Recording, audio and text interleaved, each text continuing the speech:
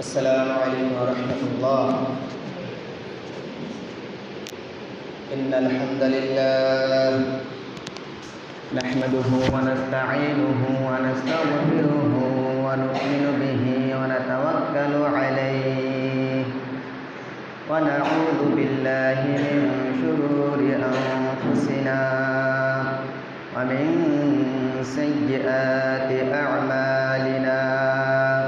من يهد الله فلا مضل له ومن يضلل فلا هادي له وأشهد أن لا إله إلا الله وأن محمدا عبده ورسوله الذي أرسله بالحق بشيرا ونذيرا وداعيا إلى الله بإذنه وسراجا منيرا. فقد قال الله تعالى في كلامه المجيد: أعوذ بالله من الشيطان الرجيم. بسم الله الرحمن الرحيم. قد أفلح المؤمنون الذين هم في صلاتهم خاشعون الذين هم عن اللغو معرضون الذين هم للزكاة فاعلون الذين هم لفروجهم حافظون إلا على أزواجهم أو ما ملكت أيمانهم فإنهم غير ملومين.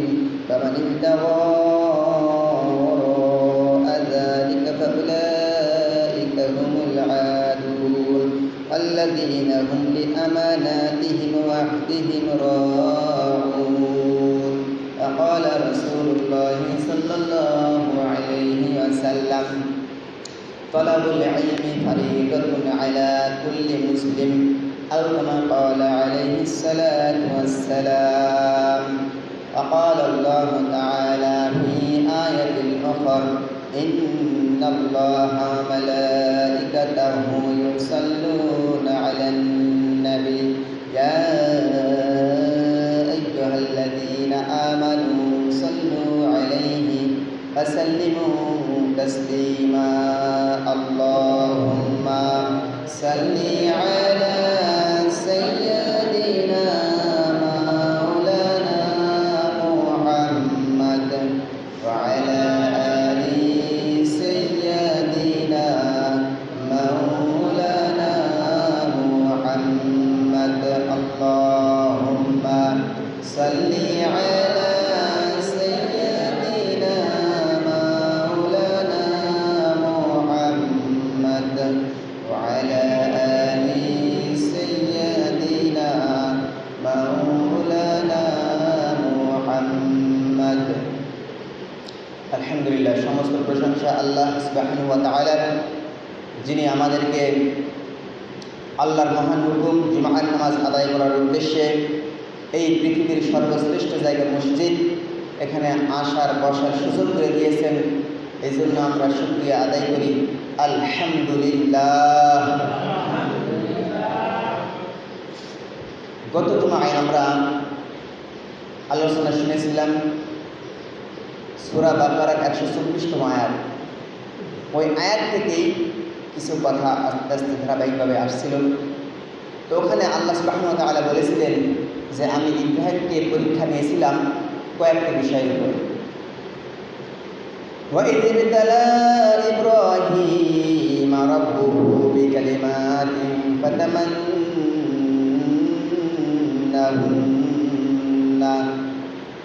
আল্লাহ সুবহানাহু ওয়া তাআলা বলতেছেন, স্মরণ করো ওই সময়ের কথা যখন আল্লাহ রাব্বুল আলামিন ইব্রাহিমের উপরে কয়েকটি বিষয়ের উপরে পরীক্ষা নিয়েছিলেন, আর ইব্রাহিম আলাইহিস সালাম সমস্ত পরীক্ষায় যথাযথভাবে সম্মানের সাথে উত্তীর্ণ হয়েছিলেন। এখন ইব্রাহিমের উপরে কি কি পরীক্ষা নিয়েছিল, এই পরীক্ষা নিয়ে ইবনে আব্বাস রাদিয়াল্লাহু তাআলা আনহু বলেন, আল্লাহ সুবহানাহু ওয়া তাআলা ইব্রাহিম আলাইহিস সালামের উপরে পরীক্ষা নিয়েছিলেন। তিনটা ভাগে বিভক্ত। এক নম্বর পরীক্ষা নিয়েছিলেন শরীয়তের উপরে, দুই নম্বরে পরীক্ষা নিয়েছিলেন তার হিজরতের উপরে, এরপরে পরীক্ষা নিয়েছিলেন তার পুত্র জবাহ করার মাধ্যমে, এরপরে বহু পরীক্ষা আল্লাহ সুবহানাহু ওয়া তাআলা নিয়েছিলেন, আগুনের ভিতরে ফেলা হয়েছিল তাকে। এই সমস্ত পরীক্ষায় তিনি উত্তীর্ণ হয়েছিলেন। আমরা আলোচনা করেছিলাম শরীয়তের উপরে যে পরীক্ষা আল্লাহ সুবহানাহু ওয়া তাআলা নিয়েছিলেন, ওই পরীক্ষার উপরে হযরত ইবনে আব্বাস রাদিয়াল্লাহু তাআলা আনহু বলেন, ইব্রাহিমের উপর যে পরীক্ষা শরীয়তের উপর নিয়েছিল, ওই পরীক্ষাগুলো শরীয়তের 30টি বিষয়ের উপরে ছিল। 30টা বিষয়ের উপরে 10টি বিষয় ছিল মুমিনের ভিতরে, আর 10টা সূরা আহজাবে, আর 10টা বারাতের ভিতরে। আমরা সূরা মুমিনুনের কিছু গুণাবলী, যেই পরীক্ষা সেই শরীয়তের যে গুণাবলী, মুমিনের যে গুণাবলী থাকা প্রয়োজন, ওই গুণাবলীর বিষয়ে কথা বলতেছিলাম। আমরা বলতেছিলাম قد أفلح المؤمنون। আল্লাহ সুবহানাহু ওয়া তাআলা বলেন, অবশ্যই অবশ্যই মুমিনগণ সফল হয়ে গেছে। আল্লাযীনা হুম লিস-সালাতি ফাঈলুন আল্লাযীনা হুম ফি সালাতিহিম খাশিউন। ওই ধরনের মুমিন যারা নামাজের ভিতরে খুশু অবলম্বন করে। الذين هم في صلاتهم خاشعون الذين هم عن اللغو معرضون। যারা অনর্থক কথা কাজকর্ম থেকে বিরত থাকে। الذين هم للزكاة فاعلون। যারা যথাযথভাবে যাকাত আদায় করে। الذين هم لفروجهم حافظون। যারা তাদের লজ্জাস্থান হেফাজত করে। إلا على أزواجهم أو ما ملكت أيمانهم فإنهم غير ملومين। তবে ওই ধরনের মানুষ ব্যতীত যারা তাদের স্ত্রীর সাথে, স্ত্রী আর দাসী ব্যতীত অন্য সব ক্ষেত্রে তার লজ্জাস্থান হেফাজত করবে, তারা সফলকাম হয়ে গেছে। ফামান ইবতাগা যালিকা ফাউলাইকা হুমুল আদুন। যারা স্ত্রীর কাছে যাবে তারা এই ক্ষতিগ্রস্তের অন্তর্ভুক্ত হবে না। আল্লাযীনা হুম আলা সালাতিহিম ইউহাফিজুন আল্লাযীনা হুম লিআমানাতিহিম ওয়া আহদিহিম রাউন। আর যারা নিজেদের আমানতসমূহ ও অঙ্গীকারের যত্নবান। গত সপ্তাহে মুমিনের 4টা গুণ বর্ণনা করেছিলাম, বিষয়ে ব্যাখ্যাও দিয়েছিলাম। আজকে যে বিষয়টা আসছে আল্লাযীনা হুম লিআমানাতিহিম ওয়া আহদিহিম রাউন। মুমিনের যে গুণাবলী থাকার প্রয়োজন তার 4টা বর্ণনা করা হয়েছে। এরপর 5ম নম্বর হচ্ছে আল্লাযীনা হুম লিআমানাতিহিম ওয়া আহদিহিম রাউন। যারা আমানতের যত্নদার এবং অঙ্গীকারের যত্নবান। আমি মুসলমান, আমি একজন আমানতদার, আমার হইতে হবে। আমার কাছে মানুষজন আমানত রাখে, আমার কাছে মুসলমানের ইজ্জত আমানত, আমার কাছে মুসলমানের টাকা পয়সা আমানত, আমার কাছে অনেক কিছু আমানত থাকে। আমি একজন জিম্মাদার মানুষ। আমি যদি আমানতের খেয়ানত করি আমি মুনাফিক হয়ে যাব। আল্লাহ সুবহানাহু ওয়া তাআলা তার হাবিবের মাধ্যমে জানিয়েছেন মুনাফিকের কয়েকটি আলামত থাকে। একটি আলামত হচ্ছে কথায় কথায় মিথ্যা বলে, 2 নম্বরে আমানতের খেয়ানত করে, 3 নম্বরে কথা দিলে কথা রাখে না, নামাজে অলসতা করে। এই সব গুণাবলী হচ্ছে মুনাফিকের গুণাবলী। এখন আমাদের আমানত সম্পর্কে যত্নশীল হইতে হবে। আমরা যদি আল্লাহ রসুলের চরিত্রের দিকে তাকাই, আল্লাহ রসুলের জীবনের দিকে তাকাই, তিনি কিভাবে আমানত রক্ষা করেছিলেন। আমরা সকলেই জানি আল্লাহ সুবহানাহু ওয়া তাআলা যখন আল্লাহকে নবুয়ত দান করলেন আর বললেন তোমরা হে নবী মানুষদেরকে দ্বীনের দাওয়াত দাও। আল্লাহ রসুল যখন দ্বীনের দাওয়াত দেওয়া শুরু করলেন, কাফেরদের অন্তরে জ্বালাতন শুরু হয়ে গেল। আবু জাহেল বরদাস্ত করতে পারল না। নানা ছলে বলে কৌশলে আল্লাহ রসুলকে দমানোর চেষ্টা করলো। সমস্ত কৌশল ব্যর্থই পরিণত হওয়ার পরে আবু জাহেল তার দারুন নদওয়া, তার সংসদ দারুন নদওয়ায় বৈঠক বসালো। 24 জন সদস্য বিশিষ্ট একজন সংসদ গঠন করল। ঘটনার ভিতরে পরামর্শ চাইল, মুহাম্মদকে তো কোনোভাবেই থামানো যাচ্ছে না, কি করা যায়। এক একজন সদস্য এক একটা মতামত দিল। কেউ বলল তাকে জেলের মধ্যে আবার আটকাও, আবার কেউ বলল তাকে দেশ থেকে বিতাড়িত করে দাও, আবার কেউ বলল তাকে হত্যা করে দাও। মিটিং থেকে সিদ্ধান্ত ফয়সালা হয়ে গেল, আল্লাহ রসুলকে দুনিয়া থেকে হত্যা করে দিতে হবে। ঘোষণা দেওয়া হলো যে আল্লাহ রসুলকে হত্যা করতে পারবে তাকে 100 লাল উট দেওয়া হবে। এই ঘটনার ঘোষণা দেওয়ার সাথে সাথে ওমর ফারুক রাদিয়াল্লাহু তাআলা আনহু আল্লাহ রসুলকে হত্যার জন্য চলে আসলেন। এরপরে ওমর রাদিয়াল্লাহু তাআলা আনহু মুসলমান হয়ে গেলেন, তার দ্বারা হত্যা করা সম্ভব হলো না। এরপরে ইবলিস ওই বইটাকে উপস্থিত ছিল। ইবলিস বলল একজন দেওয়া হবে না, 24 জনের টিম গঠন করিয়া সবাই একত্রে যেয়ে হামলা করতে হবে। আল্লাহ রসুলকে সম্মিলিত জোট নিয়ে তার উপরে হামলা করে তাকে হত্যা করে ফেলতে হবে। যেই কথা সেই কাজ। আল্লাহ রসুলের ঘরে 24 জন সদস্য বিশিষ্ট ঘেরাও করলো তাকে হত্যা করার জন্য। আল্লাহ সুবহানাহু ওয়া তাআলা আল্লাহ রসুলকে নির্দেশ করলেন হিজরত করার জন্য। যখন হিজরতের নির্দেশ পেয়ে গেলেন, আল্লাহ রসুল সাল্লাল্লাহু আলাইহি ওয়াসাল্লাম হযরত আলীকে বললেন, আলী তুমি আমার ঘরে ঘুমাই থাকবা, আর এই যে পুটলা দিয়ে গেলাম, নাম লিখে পুটলা দিয়ে গেলাম, এই যে 24 জন আল্লাহ রসুলকে হত্যা করে আসতেছে, এই 24 জন অধিকাংশ মানুষই আল্লাহ রসুলের কাছে আমানত রেখেছিলেন কিছু টাকা পয়সা।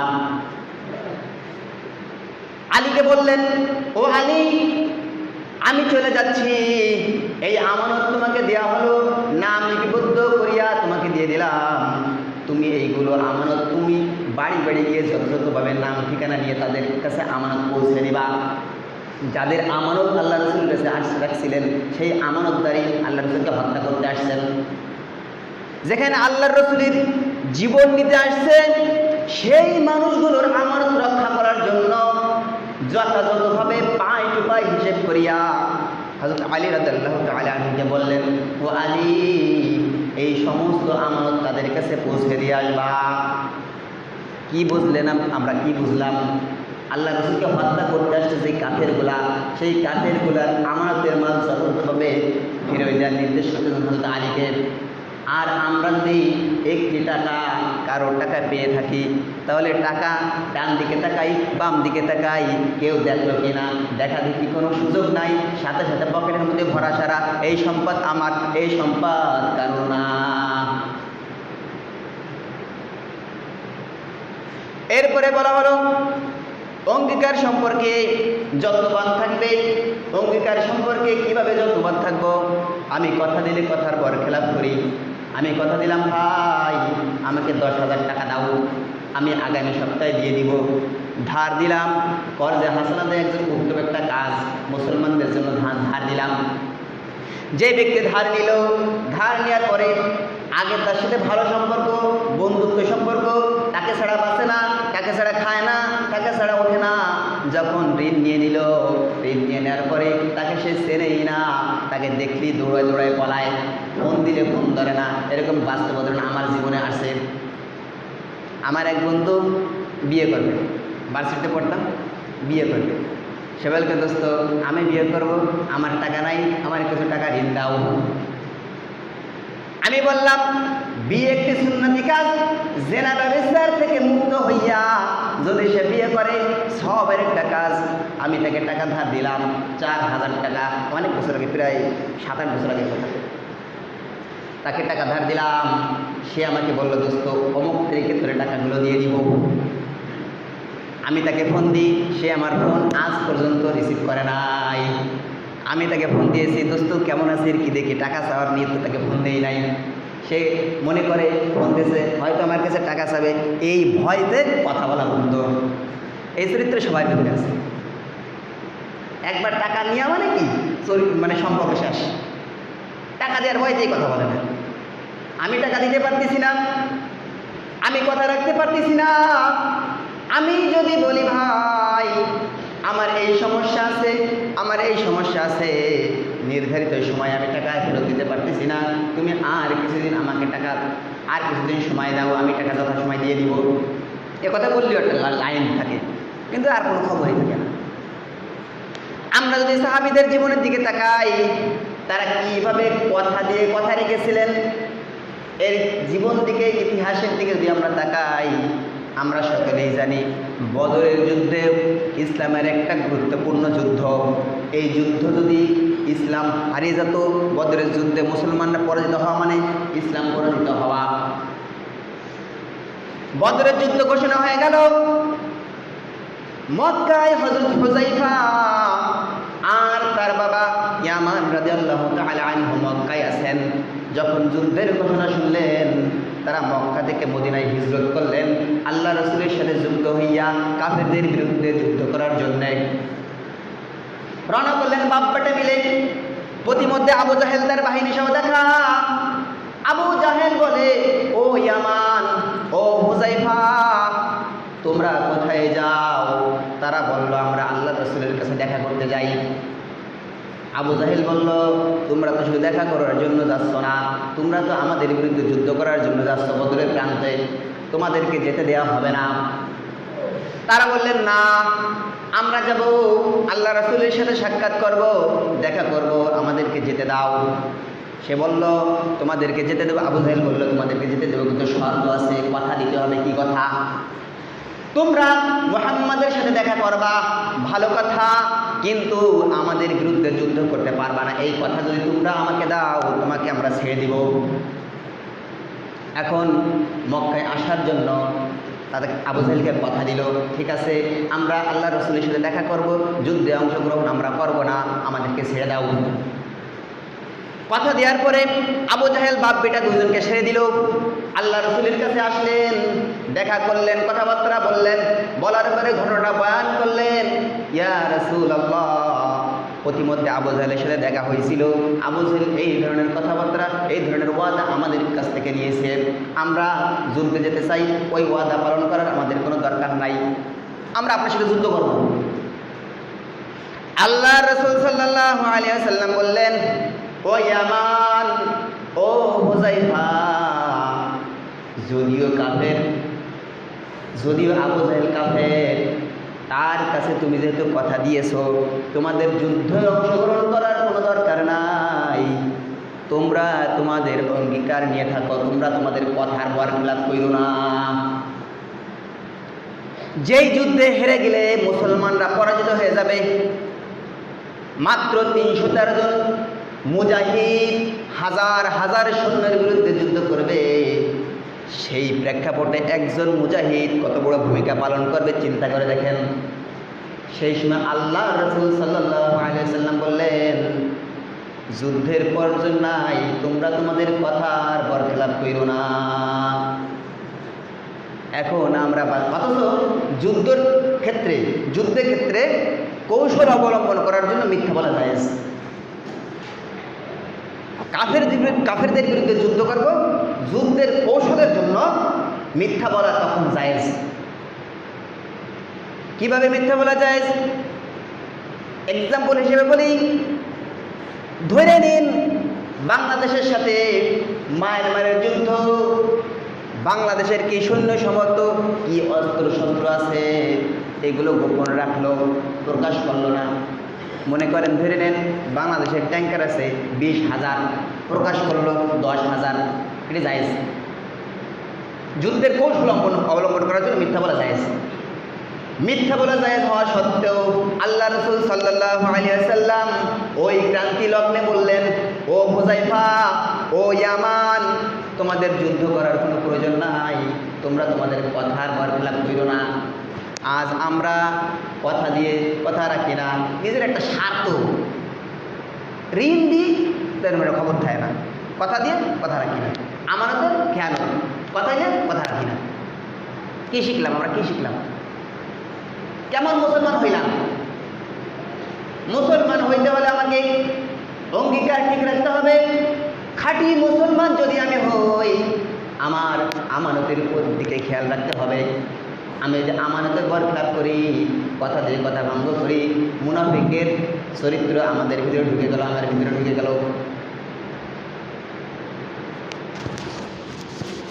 আমরা কথা দিয়ে কথা রাখবো, জীবন চলে যায় যা, কথা দিয়ে কথা রাখতে হবে, কথা রাখতে হবে তো ইনশাআল্লাহ। আল্লাহ সুবহানাহু ওয়া তাআলা মুমিনদেরকে বললেন কদ আফলাহাল মুমিনুন, ওই ধরনের মুমিনগণ সফলকাম যারা নামাজের প্রতি সন্তুষ্ট, খুশুর সাথে নামাজ আদায় করে, অনর্থক কথাবার্তা বলে না, নির্ধারিত সময় যাকাত আদায় করে, গুইনে গুইনে পাই টু পাই হিসাব করে যাকাত আদায় করে, নিজের লজ্জাস্থানে হেফাজত রাখে, কথা দিলে কথা রাখে, ওয়াদার বরখেলাপ করে না, আমানতের খেয়ানত করে না। আল্লাযীনা হুম আলা সালাতিহিম ইউহাফিযুন, এরপরের গুণ আল্লাহ সুবহানাহু ওয়া তাআলা বলতেছেন, আর যারা নিজেদের সালাত সমূহ হেফাজত করে, নামাজের হেফাজত করতে হবে। আমরা নামাজের হেফাজত তো তৈরি করতে নামাজই পড়ি না, নামাজের কোনো ধারে কাছে নাই, অথচ আল্লাহ সুবহানাহু ওয়া তাআলা নামাজের কথা কতভাবেই না বললেন, কতভাবেই না বললেন, আল্লাহ রাসূল কত কথাই না বললেন। যারা নামাজকে যথাযথভাবে হেফাজত করে মুমিনের একটি গোনা বলি, নামাজ আমরা নামাজই পড়ি না। আমরা এক পতিত মুফতি সাহেব ফতোয়া দিচ্ছে, একজন মুফতি সাহেব ফতোয়া দিচ্ছেন কি, আরে কাজের ব্যস্ততার ক্ষেত্রে না জামাতে নামাজ না পড়লে কোনো সমস্যা নাই, কাজের ব্যস্ততা জামাতে নামাজ না পড়লে কোনো সমস্যা নাই। বললাম এটা কার ফতোয়া? ভাই আমার ফতোয়া। কাজ আগে না নামাজ আগে? কাজ আগে না নামাজ আগে? না, আমি কাজটা সেরে তারপরে নামাজ পড়ব। সময় ঢেলে নামাজ পড়া মুনাফিকের আলামত। যথা সময় নামাজ পড়তে হবে, নির্ধারিত অক্ত আছে, নির্ধারিত সময় আছে। সময় ঢেলে নামাজ পড়া মুনাফিকের আলামত। আমরা গজল শুনি, খুব ভালো গজল শুনি, কি যেন কায় একটা কিস্তি ছোট একটা বাস্তব গজল শুনি না আমরা। নামাজকে কাজকে বলো না, আমার নামাজ আছে, নামাজকে বলো না কাজ আছে, এরকম কর গজল তো সবাই শুনি। আচ্ছা বাস্তব ক্ষেত্রে কয়জন শুনি? কাজ করেই যাচ্ছি, করেই যাচ্ছি, করেই যাচ্ছি, নামাজের কোনো খবর নাই। অথচ আল্লাহ সুবহানাহু ওয়া তাআলা বলতেছেন, ফাইযা কুদিয়াতিস সালাতু ফান্তাশিরু ফিল আরদি, ফাইযা কুদিয়াতিস সালাতু ফান্তাশিরু ফিল আরদি ফাবতাগু মিন ফাদলিল্লাহ আযকুরুল্লাহা কাসীরান লাআল্লাকুম তুফলিহুন। কাজ করো, আগে নামাজ পড়ো, নামাজ শেষ হওয়ার সাথে সাথে তোমরা তোমাদের কাজে ছড়িয়ে পড়ো।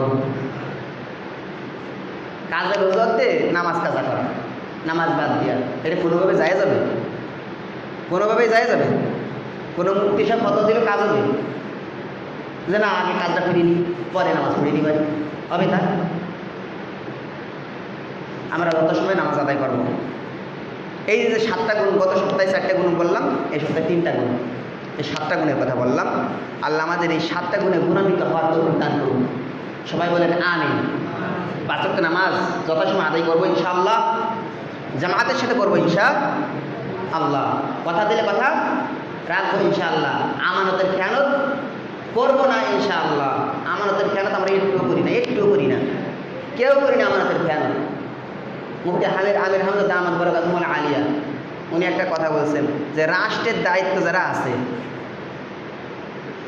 এমপি, মন্ত্রী, মেম্বার, চেয়ারম্যান, আমলা কামলা যারা আছে, এরা যদি যথাযথ আমানতদার হইতো তাহলে দেশটা কত সুন্দর হয়ে যেত। সরকার পাস করে কত টাকা, হাজার হাজার কোটি টাকা আসতে আসতে সেকতে আইসে কিছু থাকে না। এগুলো কোন দেখা যায়? খুব আমানতদারের কারণে এগুলো থাকে না, এরা খুব আমানতদার, এজন্যই ওই সেকতে এসে কিছু থাকে না।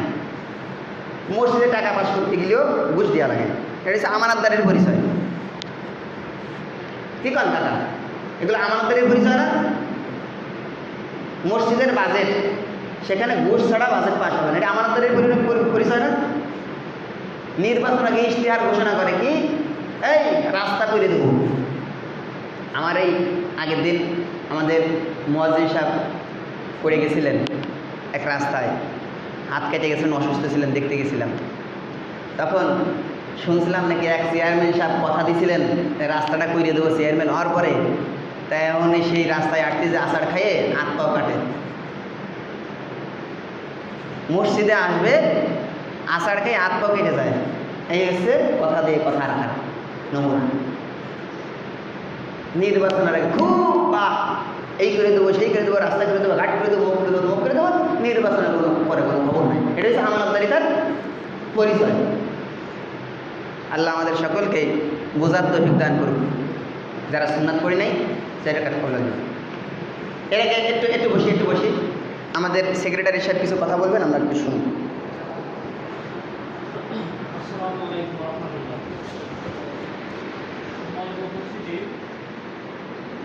আপনারা সবাই অবগত আছেন যে রমজান মাসে এবং ঈদগাহ মাস থেকে এই মসজিদের অংশর টাকা কালেকশন করা হয়েছিল। তো আমিও দিয়েছিলাম যে ইনশাআল্লাহ কুরবানির আগে মসজিদের অংশ করবো। ঠিক আছে, অনেক হয়ে যাবে তো আপনার খবর নেই,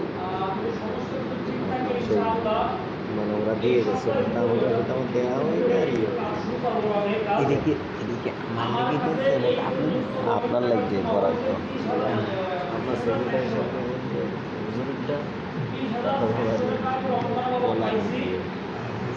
এই টাকা দিয়ে আমি কারেন্টের কাজ করে সমস্যা ছিল, টাকা খুবই এখন তো যারা নাম লেখাইছেন আমি